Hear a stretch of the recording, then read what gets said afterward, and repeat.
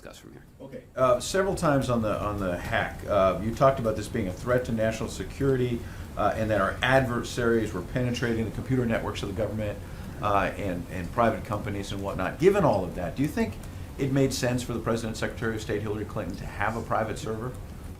Well, Ed, that's a creative way to inject that line of questioning into this discussion. So On the other hand, I'll give you credit for that. I mean, as a compliment, not as a criticism.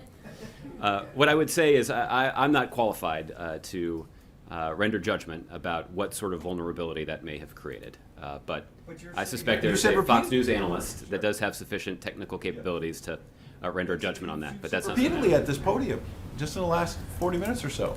Threat to national security, or adversaries out to get us. Does the current Secretary of State have a private server? I think the point is, Ed, that this is a threat that is faced by federal government computer networks. It's a threat that is faced by state government computer networks. It's also a threat that is faced by private sector computer networks.